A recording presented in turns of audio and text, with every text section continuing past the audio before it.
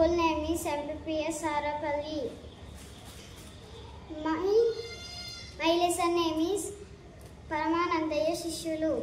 పరమానందయ్య గారికి అమాయకులైన శిష్యులు ఉన్నారు. వాళ్ళు అమాయకత్వంతో చేసే పనులు మనకు నవ్వు తెప్పిస్తాయి. ఈ కథలో అమాయకపు శిష్యులు ఏం చేశారో తెలుసుకుందాం. పరమానందయ్యకు 12 మంది శిష్యులు. ఒకరోజు ఆ శిష్యులందరూ పక్క ఊరికి పోవాల్సి వచ్చింది.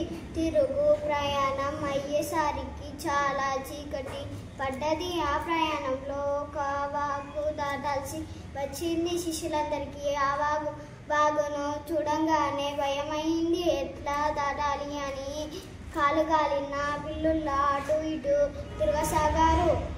వారిలో ఒక శిష్యుడు, రే ఇప్పుడు రాత్రి అయ్యింది కదా, వాగు దినమంతా ప్రవేశించి అలసిపోయి ఉంటుంది.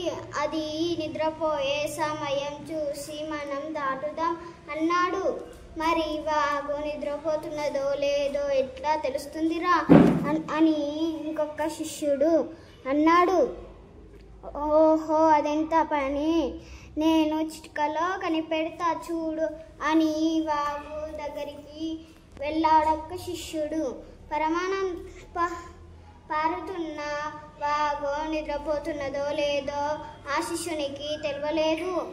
మండుతున్న కట్టెను ఒకదానిని తీసుకొని వాగులో ముంచాడు. సుయ్యమని చప్పుడు వచ్చి కట్టె ఆరిపోయింది. ఆ చప్పుడుకు వాడికి భయం వేసింది. వాగుకు ఏం పని మిగిలిందో ఏమో, నిద్రపోలేదు, తెలివితోనే ఉన్నది. ఉరుక్కుంటూ వచ్చి చెప్పాడు, ఒరేయ్, నేను వాతలు పెట్టానని కోపం వచ్చి వాగు నా మీద పగబడుతుందో ఏమో అని భయపడసాగాడు. ఏం కాదురా, మన గురువుండగా మనకేం భయం అన్నాడు ఇంకొక శిష్యుడు. మరికొంత సేపైనాక వేరొక్క శిష్యుడు వాగు నిద్రపోతున్నదో లేదో చూసి వస్తానని వెళ్ళాడు. వాగును చూసి తిరిగి వచ్చాడు. ఒరే, వాగు నిద్రపోతున్నదిరా అన్నాడు ఉత్సాహంగా. ఎట్లా కనిపెట్టావురా అని శిష్యులలో ఒకడు అడగంగానే, అదే కట్టెను పట్టుకొని నీటి అంచున అటు ఇటు తిప్పి ఒకసారిగా నీళ్ళల్లో ముంచాను, వాగు కూరుమనలేదు. అంటే వాగు నిద్రపోతున్నట్లే కదా అన్నాడు.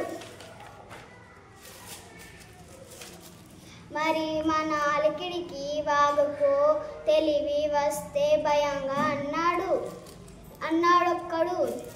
పరమానందయ్య శిష్యుల్లో ఒకడు అందరికీ ధైర్యం చెప్పి వాగు దగ్గరికి తీసుకువచ్చాడు. మళ్ళీ వాగులోకి దిగబోతూ, అమ్మో, వాగులో మునిగిపోతామేమో అంటూ భయపడ్డారు. మనం ఒకరి చెయ్యి ఒకరం పట్టుకొని వాగు దాటుదాం అన్నాడొక్కడు. సరే అన్నారు. అందరూ కలిసి వాగును దాటారు. శిష్యుల్లో ఒక్కరికి అందరం వాగును దాటామా అన్న అనుమానం వచ్చింది. ఒరే, మీరంతా వరుసలో నిలబడండి, నేను లెక్క పెట్టుతా అన్నాడు. అందరూ వరుసలో నిలబడ్డారు. 1, 2, 3, 11. ఒరే, 11 మందిమే ఉన్నాం, వాగు పగబడి ఒకరిని మింగింది రోయ్ అన్నాడు ఏడుపు గొంతుతో. ఏది, నేను లెక్క పెట్టుతా అంటూ శిష్యులంతా ఒకరి తర్వాత ఒకరు లెక్క పెట్టితే ఎన్నిసార్లు లెక్క పెట్టిన సంఖ్య 11 వచ్చింది.